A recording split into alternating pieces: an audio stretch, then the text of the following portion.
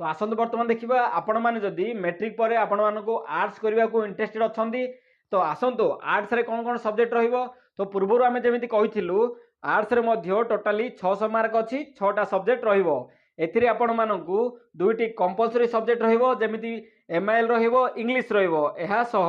आपनकू आउ 4टी optional subject नेबाक पड़िबो जेमिति कि आपण माने देखि पारुथबे गोटे अछि हिस्ट्री अछि पॉलिटिकल साइंस अछि इकोनॉमिक्स अछि बा आईआरपीएम अच्छी आपण मैंने मन रखु जोटार ब्राकेट रे दिया है ब्राकेट रे आपण मैंने दुईटा मध्य गोटे ही नहीं पारे जमीती इकोनॉमिक्स नहीं पारे कि आपण मैंने आईआरपीएम नहीं पारे जमीती लॉजिक अच्छी कि जियोग्राफी अच्छी आपण लॉजिक नहीं पारे अथवा आपण मैंने जियोग्राफी नहीं पारे से भाव आपण मैथ नहीं पारे कि होम साइंस नहीं पारे आपण मैंने एजुकेशन नहीं पारे कि इंडियन म्यूजिक नहीं पारे। यहाँ पर देखिपे आउर किसी सब्जेक्ट अच्छी यही भाव आपण मैंने कौन करेंगे यही समस्त लाइन रू आपण मैंने देखिपे टोटाल आपण मानकू आर्ट्स रे 9टी ऑप्शनल सब्जेक्ट अच्छी 9टा ऑप्शनल सब्जेक्ट मध्यरु आपण मानकू 4टी बाछिबा को पड़िबो। आमे आपण मानकू कहि रखुछु आपण मान जदी आर्ट्स पढ़िया पे चाहुछंती आपण माने आगो को जेमिति पुलिस जॉब करिया पे चाहुछंती वकील हेबा पे चाहुछंती किंबा आपण मानकू पॉलिटिक्स रे आपण मानकू जिबार अछि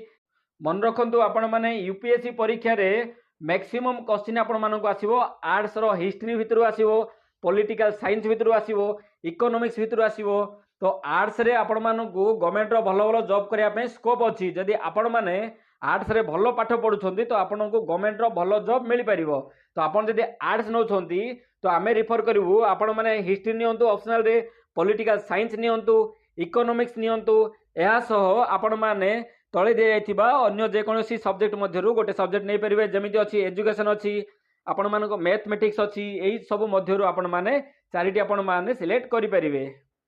तो संग माने आपण माने वीडियो को शेष पर्यंत देखिथिबारु आपण मानक बहुत बहुत धन्यवाद। एही भली भाबे नुआ नुआ अपडेट नुआ नुआ वीडियो पाइबा पई आम चैनल को सब्सक्राइब करंतु एवं बेल आइकन उपरे क्लिक कर दियंतु सबुदिन सकाळ 8 घंटा समय एही भली अपडेट पाइबा पई। एवं आमे कहि रखुछु आपण मानक जदी आउ किछि कोर्स विषय डाउट अछि आपण जदी जानिबार अछि तो कमेंट रे निहाती लेखंतु आमे आपण मानक निहाती सेही कोर्स विषय आमे आपनकू बुझेई देबु। धन्यवाद नमस्कार जय जगन्नाथ।